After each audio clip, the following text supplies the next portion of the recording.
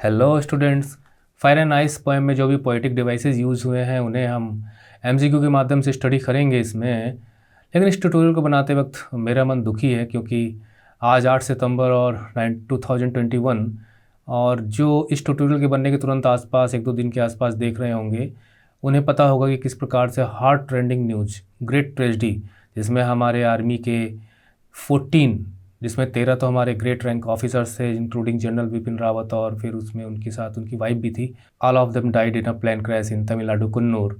मैं इसका जिक्र यहाँ पे ज़्यादा इसलिए कर रहा हूँ क्योंकि इस पोएम में जो दूसरी वजह है दुनिया को समाप्त करने की, ice, that is hatred, indifference, coldness of the heart, apathy, कोई सिंपैथी नहीं।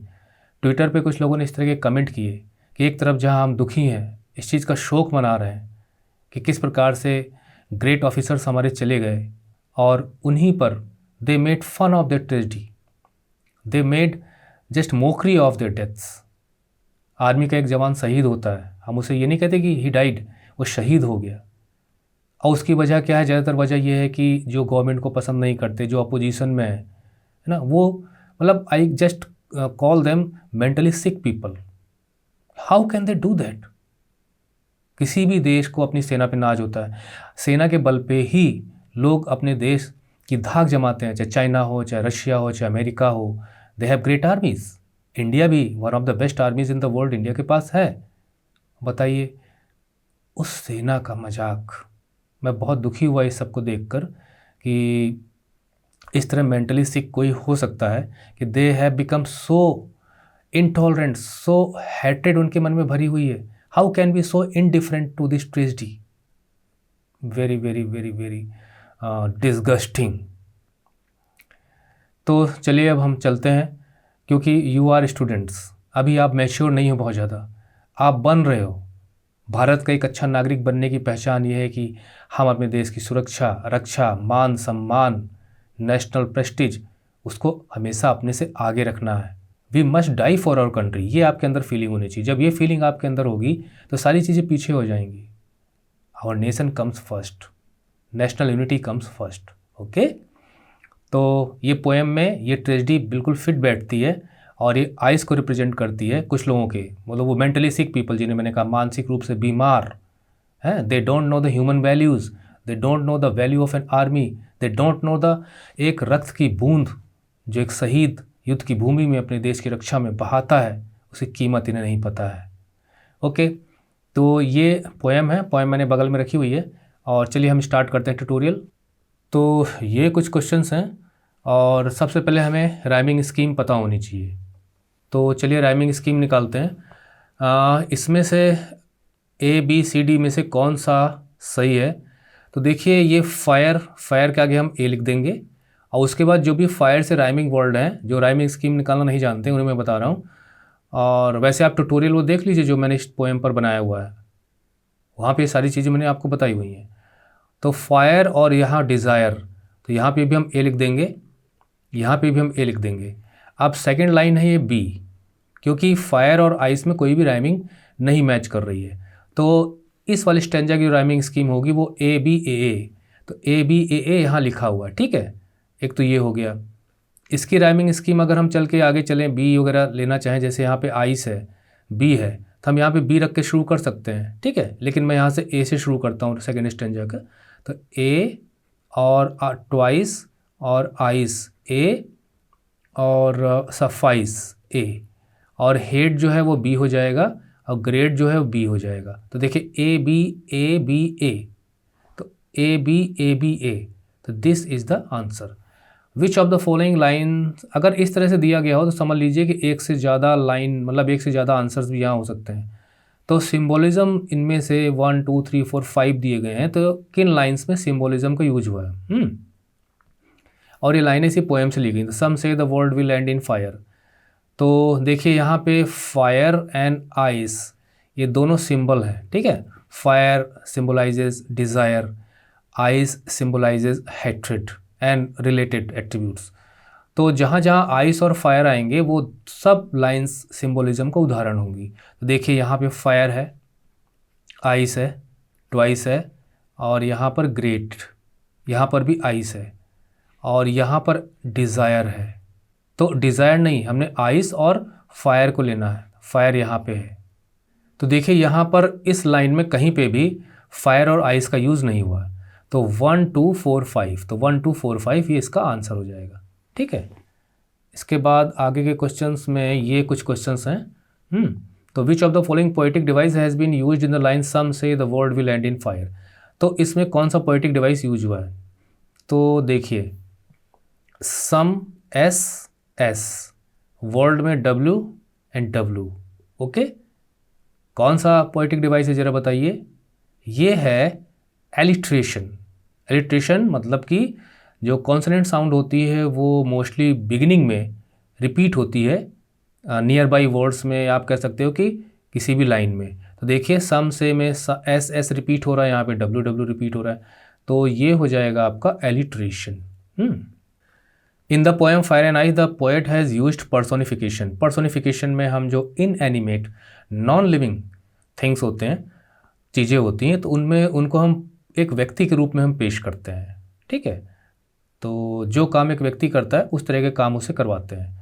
तो पोएम में फायर एंड आइस पोएम में पर्सोनिफिकेशन किस में यूज हुआ है? फायर के साथ यूज हुआ है कि आइस के साथ यूज हुआ है कि सिर्फ ए यानी फायर, या दोनों ए बी? तो देखिए, फायर एंड आइस दोनों पर्सोनिफिकेशन के भी उदाहरण हैं, सिंबल भी हैं ये, फायर डिज़ायर का है, आइस हैट्रेट का है। पर्सोनिफिकेशन इस तरह से है, मैं पोएम, देखिए पोएम यहाँ दी गई है, तो इसमें लिखा है कि जो फायर है उसके अंदर भी दुनिया को ख़त्म करने की ताकत है और आइस में भी दुनिया को ख़त्म करने की ताकत है। तो they have the destructive powers, तो एक प्रकार से इनका पर्सोनिफिकेशन हुआ है। ओके, तो इसलिए ये पर्सोनिफाई के उदाहरण है। ज़्यादा डिटेल में आपको समझना है तो आप ट्यूटोरियल जाकर देखिए जो इस पोएम पर बना है। अगला क्वेश्चन है, which poetic device has been used prominently in the both the stanzas. तो इस वाले स्टेंजा में और इस वाले स्टेंजा में कौन सा डिवाइस ऐसा है जो प्रोमिनेंटली मतलब काफ़ी ज़्यादा यूज हुआ है? तो देखिए, इसमें मैं ये देखिए, यहाँ पर आइस फायर के बाद कोई भी पंक्चुएशन नहीं है, डिज़ायर के बाद कोई भी पंक्चुएशन नहीं है, हेट के बाद कोई भी पंक्चुएशन नहीं है, कोई भी पंक्चुएशन नहीं, कोई भी पंक्चुएशन नहीं है। और मैंने पिछले ट्यूटोरियल में डस्ट एंड स्टॉर्म में आपको बताया था कि जब एक लाइन से दूसरी लाइन में हम मूव करते हैं तो उस स्थिति में जब पंक्चुएशंस नहीं यूज होते तो वो किसका उदाहरण होता है? वो उदाहरण होता है इंजैममेंट का, इसलिए यहाँ पर ये है। ठीक है, बाकी कॉन्सोनेंस एसोनेंस आप जानते ही हैं, repetition of consonant sound, repetition of wall sound, है ना, in the middle of the words. तो ये हो गया। Poetic device use in the line I hold with those who favour fire. तो इसमें कौन सा पोएटिक डिवाइस यूज हुआ है? तो इसमें एसोनेंस है। कहिए कैसे? होल्ड में ओ, दोज में ओ, हु में ओ, फेवो में ओ, तो यहाँ पे वॉल साउंड ही रिपीट हो रही है, तो इसलिए यहाँ पे एसोनेंस का यूज हुआ है। वॉल साउंड रिपीट होती है एसोनेंस में। अगले कुछ क्वेश्चंस इस तरह से हैं, fire and ice are contrasting nature. देखिए कहाँ फायर और आइस दोनों एक दूसरे के विपरीत हैं, अपोजिंग फोर्सेज हैं, यानी फायर को आइस ख़त्म करने की ताकत रखती है, लेकिन पोएट इन दोनों को साथ लेके आता है और दोनों को डिस्ट्रक्टिव पावर्स दी गई हैं। तो कॉन्ट्रास्टिंग नेचर है, तो उस स्थिति में कौन सा यहाँ पर पोएटिक डिवाइस यूज होता है? तो अगर कुछ भी आपकी वोकैबुलरी मजबूत है तो समझ जाएंगे आपकी एंटीथेसिस, मतलब एक दूसरे के एंटी हैं, तो ये यहाँ पे पोएटिक डिवाइस यूज हुआ है। उसके बाद फायर स्टैंड फॉर डिज़ायर, जानते ही हैं। आइस स्टैंड्स फॉर हैट्रेड, आप जानते ही हैं। अब poetic device can be applied here, यानी अगर फायर डिज़ायर के लिए यूज हुई है और आइस हैट्रेड के लिए यूज हुई है तो यहाँ पर हम एक पोएटिक डिवाइस इन दोनों को असाइन कर सकते हैं, फायर को भी आइस को भी। वो कौन सा पोएटिक डिवाइस है? रूपक अलंकार, यानी फायर डिज़ायर का रूप है, आइस हैट्रेड का रूप है। ठंडा दिल, कोई फ़र्क नहीं पड़ता, हमारे महान जो ग्रेट ऑफिसर्स शहीद हो गए लेकिन कोई फ़र्क नहीं पड़ रहा, लोग उनकी मजाक उड़ा रहे हैं, मुट्ठी भर लो, मानसिक रूप से बीमार।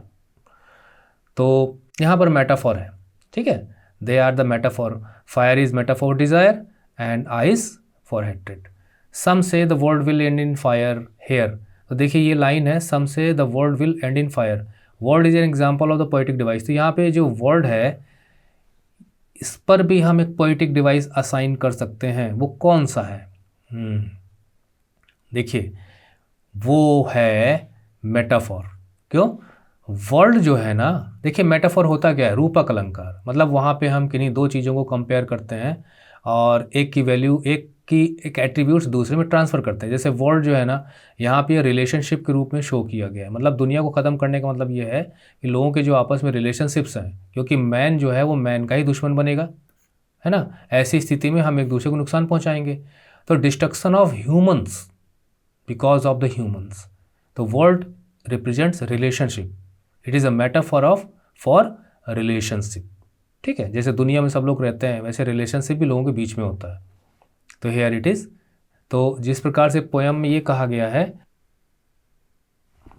कि and in the world will end in fire.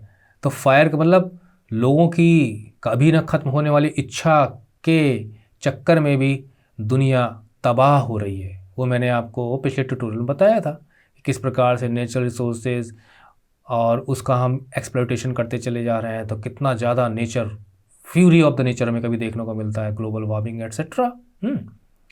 और हेट्रेड का उदाहरण तो मैंने आज ही दिया आपको कि इतनी बड़ी ग्रेट ट्रेजेडी, कुछ देर के लिए तो मैं सन्न रह गया।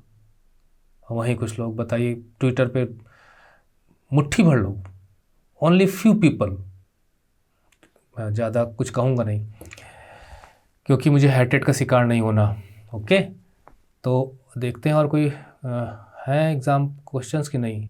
तो अब और क्वेश्चंस नहीं है इसमें। ये ट्यूटोरियल यहीं ख़त्म होता है। Bye bye.